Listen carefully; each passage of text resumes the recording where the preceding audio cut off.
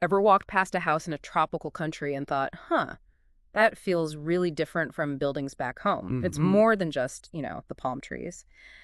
Designing for that intense heat, the humidity, the rain, it's a real architectural puzzle. Yeah, it is. And how architects have tackled that puzzle over time, that's what we're diving into today. We're looking at tropical modernism. Right. It's basically taking those core modern design ideas and cleverly tweaking them, adapting them for life in the tropics. So think of this as us kind of decoding a specific architectural language for you. Exactly. We've got this really detailed study here that gets into well, the nuts and bolts, the elements, the vocabulary, even the sort of grammar of tropical modern residential design. And our goal is to pull out the key stuff, right? So you Hmm. understand not just what these buildings look like. But why? The smart thinking behind them, how they're a direct, thoughtful response to those unique tropical conditions. Okay, so where do we start? Let's go way back, maybe to the roots of modernism itself. Yeah. How did this whole thing even land in warmer climates? Good starting point. Then we can look at the key local factors, climate, materials, culture, that really shape how tropical modernism looks in different places. And finally, get down to the specifics. The actual toolkit, the vocabulary architects use, sound good. Absolutely. Let's do it. So first off, it's crucial to remember modern architecture wasn't just a new style like Art Deco or something. Right, it was deeper than It that. was more this desire to actually improve people's lives through better design and to stop just copying old historical styles. Yeah, it wasn't just about taste changing. It was a response to a whole changing world, wasn't it? Totally. Our source mentions its roots in both rationalist and romantic thinking, which sounds a bit contradictory, but Well, you had the rationalists focusing on logic, on function, and the romantics were more about expressing the spirit of the age, the potential of new tech. Both kind of fueled that push for something new. and the Industrial Revolution just threw gas on the fire, didn't it? Yeah. New materials, new ways to build. A massive catalyst. Because at its core, modernism championed this idea that a building should honestly show what it's for and how it's made. Like Ruskin and Viollet-le-Duc back in the 19th century, laying that groundwork. Exactly. Ruskin emphasizing craftsmanship, materials, Viollet-le-Duc pushing for structural honesty. That thinking really influenced architects everywhere. And this led to basically rethinking the house, right, from the ground up. Completely. Those new structural methods meant architects could really imagine homes differently. Take Le Corbusier's Maison Domino idea. The concrete slabs and columns. Yeah, that totally freed up the floor plan. Walls didn't have to hold the roof up anymore. They could just, divide space. Which you see so clearly in his Villa Savoy. Our source points that out. It looks like it's almost floating. Such a radical departure from traditional heavy, load-bearing walls. And then you've got the Bauhaus in Germany, Gropius, Mies van der Rohe. Key figures. Gropius really stressing function, embracing industrial building techniques. And Mies. Well, less is more, that famous phrase. That minimalist idea, stripping things down to essentials to find elegance in pure function. His Barcelona pavilion is maybe the ultimate example. Beauty in simplicity. Okay, so modernism takes hold with this focus on function, new structures. But what happens when you try to apply that in the tropics? Hot, humid. It's a whole different ballgame, isn't it? Oh, absolutely. The source really hammers this home. Yeah. High heat, serious humidity, and let's not forget the insects. Always the insects. Right. Things you really need to design for, especially if you want outdoor spaces people actually use. And before air conditioning was everywhere, architects had to be incredibly clever about keeping cool. Simple things, but crucial, like pointing the building to catch the breeze. Designing for cross ventilation. Shading, those deep overhangs. Yes. And insect screening. Yeah. All absolutely essential back then. And this is where modernism's whole problem-solving approach really clicked, didn't it? It really did. Yeah. Its flexibility, not being tied to rigid styles, allowed for these innovative solutions perfect for tropical life. Like open floor plans for airflow. Exactly. And louvered windows for adjustable ventilation and light. Sliding glass doors to connect inside and out. Those wide roof overhangs for shade. These weren't just aesthetic choices, were they? They were functional must-haves that became part of the style's DNA. Precisely. And it creates this amazing contrast, as the source notes. Those clean, often minimal modern shapes against the incredibly lush, vibrant, tropical landscape. Yeah, it's like the building becomes a frame, letting the nature around it really pop. The force even uses the image of a coconut palm, that straight trunk, the big leafy crown, as a kind of Happy marriage of stark and lush. You see that vibe a lot. Okay, so beyond just climate, what other local factors shape how tropical modernism actually looks in different places? Our source brings up this framework by Henry Seckel from way back in 54. Yeah, Seckel. He was looking specifically at Hawaii, but his ideas, the source argues, are pretty useful for understanding the tropics generally. He identified 7 environmental influences, right? That's it.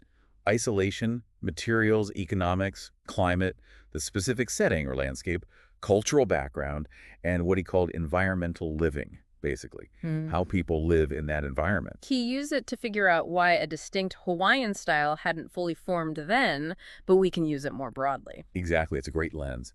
Let's take isolation. You'd think islands like Hawaii would be super isolated, maybe leading to unique architecture. Makes sense. But Seckel's point was, even if they're geographically remote, places like Hawaii often have surprisingly good transport and communication links. Ah, okay. So that connection counteracts the remoteness, prevents a totally independent style from developing just because it's far away. Pretty much. Now, what about materials? You often think of the tropics having tons of natural building stuff. Yeah, bamboo, wood. Well, interestingly, Seckel found that Hawaii, and maybe many tropical places, don't necessarily have one dominant, cheap, local material in huge quantities. Oh, so they end up importing more. Often, yeah. Which means a specific local material doesn't necessarily dictate the whole architectural style. Sure, they use local stone, coral, woods like koa or acacia, bamboo, even sugarcane fiber sometimes. Things that give it local character. Right, they add character, but they're not usually so abundant or cheap that they define everything. Gotcha. Okay, but setting, the landscape itself, that must have a massive influence in the tropics. Oh, absolutely huge. The topography, often steep, sloping sites, the really dense vegetation, and of course those amazing views, they play a massive role. Hillside houses needing clever, compact designs. Exactly. And architects almost always try to exploit the views. Plus, that whole integration with nature, blurring the lines between inside and out. That's fundamental, driven by the setting. Like the house and garden become one thing. Precisely. Now, cultural background, Hmm. you might expect really strong old architectural traditions. But Seckel found in Hawaii, for example, that the early imported styles, like New England colonial, didn't really fit the climate well. Right. And while different immigrant groups brought their customs, the sort of overarching American culture had a big impact there. He mentions a subtle Oriental influence in decor, but no single strong pre-existing style really dominated before modernism showed up. So maybe modernism arrived and found, well, less baggage, fewer deeply rooted traditions to fight against. Possibly. It might have allowed for a more direct adaptation to the local conditions. And the last one? Environmental living. That sounds like how the lifestyle shapes the building. That's exactly it. The warm climate means people live outdoors more. The Hawaiian lanai, that covered porch, is the perfect example. Ah, yes, the lanai. And Vladimir Osipov, a really key architect we need to talk more about, he really elevated the lanai and made it a core part of the architecture. He understood you had to design for that indoor-outdoor flow. Because sealing buildings up just doesn't work well there, does it? Often makes them less comfortable, yeah. So all these factors, isolation, materials, setting, culture, environmental living, plus economics and climate, they create this unique context. It's definitely not just plonking a standard modern box in the jungle. No way. And because these factors vary, you get these really interesting regional flavors of tropical modernism, right? Absolutely. We should look at a few key examples. Florida, for instance. Right. Florida modernism. How did those Bauhaus ideas land in the Sunshine State? Well, architects there, some with direct Bauhaus links, quickly saw that modernism's focus on open plans and connecting to the outdoors was a natural fit for Florida's warm, humid climate and that relaxed lifestyle. Frank Lloyd Wright was influential too, wasn't he? Big time. Especially his ideas about integrating buildings with the site, those strong horizontal lines. That mix of Bauhaus clarity and Wright's site-specific thinking really inspired Florida modernists. And Paul Rudolph comes up, exploring regionalism within modernism, linking back to Seckel's ideas. Yes, Rudolph and others really thought about what made architecture in the South, specifically Florida, distinct. He even wrote about regional character being essential for good architecture. His own work shows that blend universal modern ideas, but with a clear Floridian accent. And they got creative with local materials like that Ocala lime blocks. Totally innovative. Twitchell and Rudolph used things like Ocala lime block, developing systems where the block itself helped manage the humidity passively because it was porous and could breathe. So the structure was also the finish. Often, yeah. Very honest, blurring inside and out, no extra layers. Okay, let's jump across to California modernism. LA as a birthplace of mainstream modernism, how is it different from Europe? Well, European modernism could be quite strict, almost austere. Mm-hmm. California modernism really bloomed in response to the climate and embracing new tech, lightweight steel frames, lots of glass. Less historical baggage, maybe, more forward-looking. Yeah, it felt like a place of new beginnings, and there was this really interesting cross-pollination with Japanese architecture. Ah, the indoor-outdoor flow again and thinking about natural light. Exactly. That careful connection to nature gave these homes a really peaceful, retreat-like quality. And you have to mention the case study house program. Right, John Intense's project. Designing affordable, mass-producible modern homes. Yes, it was huge for promoting modernism in SoCal, giving young architects a platform to experiment with materials and techniques suited to California. And Richard Neutra is a big name here, linked to the international style, but adapted to California. Definitely. Neutra traveled, lived in Japan for a bit, and consciously brought some of those ideas, sensitivity to environment, light, a more tactile use of materials into his work, even while using those sleek international style lines. Okay, heading south now. Brazilian modernism. The source says it really stands out for embracing organic forms. Yes, it's much more comfortable blurring the lines between buildings and nature. It drew inspiration directly from the landscape. The curves of rivers, plant shapes quite different from the more geometric approach often seen in Europe. Oscar Niemeyer is central here, expressing Brazilian culture and landscape. Niemeyer really saw modern architecture as shaping a new Brazil. His designs, with those incredible fluid curves that seem to grow out of the land, are a world away from, say, Le Corbusier's more structured view of nature. Gropius said Niemeyer's houses weren't easily multipliable, right? Because they were so site-specific. Exactly, highlighting their unique, almost sculptural quality. Okay, one more stop. Australia. Australian tropical modernism. Glenn Murcutt and critical regionalism. What's that about? Murcutt's work is deeply rooted in the Australian context. He looks critically at what it means to build there, drawing inspiration from practical vernacular stuff like wool sheds, but also from the wisdom of indigenous architecture. It's about respect for the climate, the setting, the culture. And his use of corrugated metal is really distinctive. It is. It's practical, strong, cheap, easy to transport. But it also has this cultural resonance in Australia, connects to rural buildings, even early aviation. For Murcutt, materials are functional and meaningful. His buildings often look quite lightweight, lifted off the ground. Yeah, responding sensitively to that vast landscape. Richard Leplastrier's Rainforest House is another great example mentioned, really tuned into its place. So Florida, California, Brazil, Australia, modernism clearly isn't just one thing. It adapts, takes on local character. It's definitely not one size fits all. Not at all. And to really get how these adaptations work, we need to look at the actual building blocks, the vocabulary and elements of tropical modernism. Like a design language. Vocabulary is the elements, syntax is how you put them together. That's the idea. Let's build that vocabulary. Starting with roofs, absolutely critical for sun and rain protection. What do we see? The source lists quite a few. Murcutt's curved butterfly roof. Yeah, great example. It sheds rain, but also scoops in breezes, lets in light, frames views, multifunctional. Then flat concrete roofs like Marcio Kogan uses, allowing big open spaces inside. Right, or Niemeyer's organic flat roofs that kind of mimic the land's contours. Steel cantilevers like Pierre Koenig, for those dramatic overhangs without columns. Lightweight and effective. You also see simple steel frame roofs for a minimal look, curved ridge or barrel roofs for drainage and ventilation. Saddle roofs, A-frames, lots of shapes, and simple deep overhangs like Ossipoff used. Crucial for shade. And materials matter too. Corrugated metal, like we said. Traditional Portuguese tile sometimes. Yep, adds cultural reference. Suspension trusses for ventilation. Exposed post and beam wood structures that show off the construction.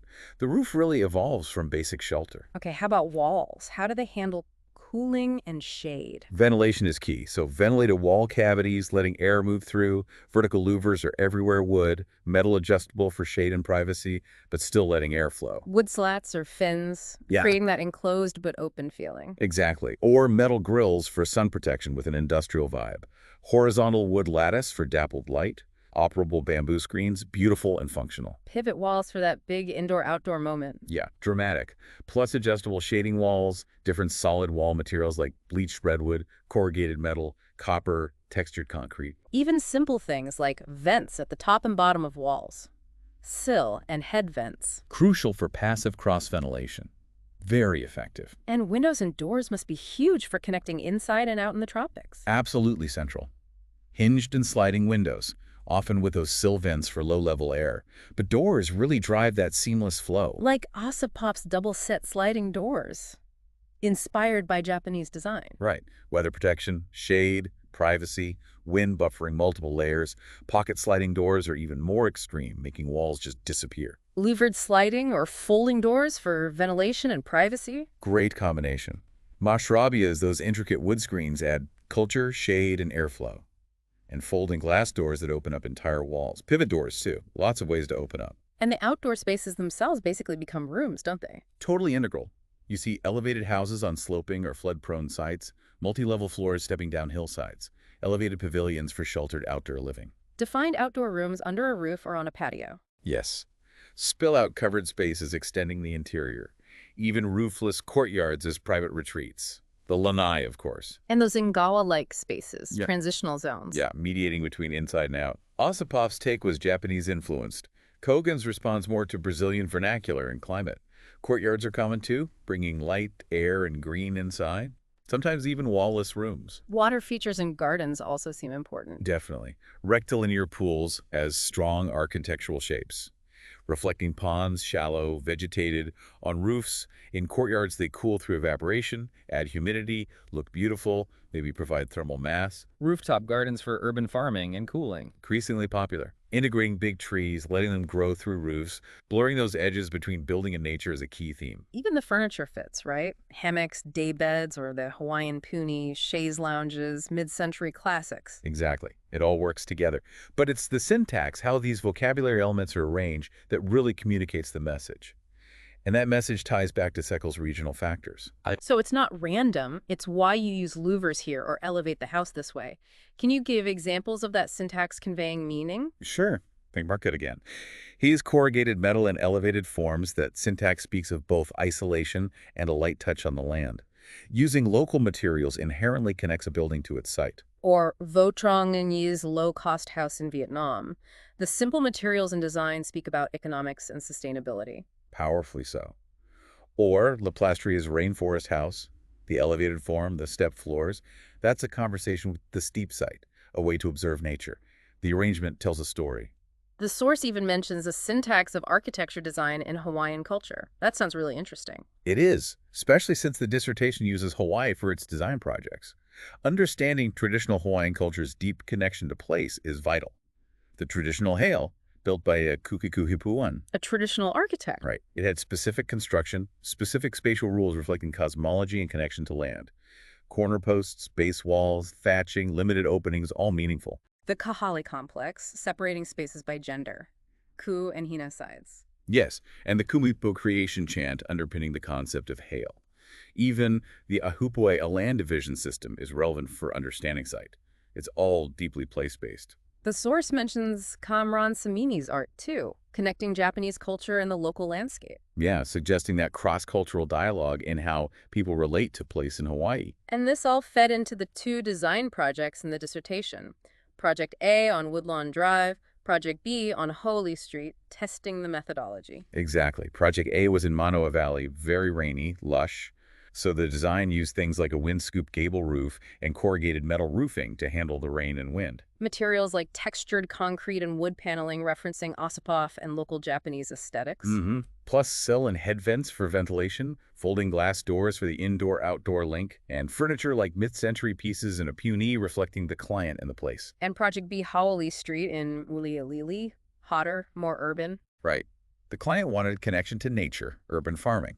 So it was a multi-unit condo concept with shared green space, rooftop gardens. Design elements like vertical wood louvers for shade and privacy in the city. Yes, and a wood entry fence nodding to Japanese design. Folding glass doors again, lanai-like living spaces, and a central courtyard that subtly referenced the area's underground lava tubes. Bringing nature back into the denser urban setting with planting. That was the goal, using the vocabulary and syntax thoughtfully for that specific site. Okay, so we've really covered a lot today, from the roots of modernism through how it gets shaped by regional factors, right down to the specific architectural vocabulary of tropical modernism. Yeah, it's been a deep dive. Mm. And hopefully, understanding this design language helps you appreciate how architects have intelligently responded to these unique tropical environments.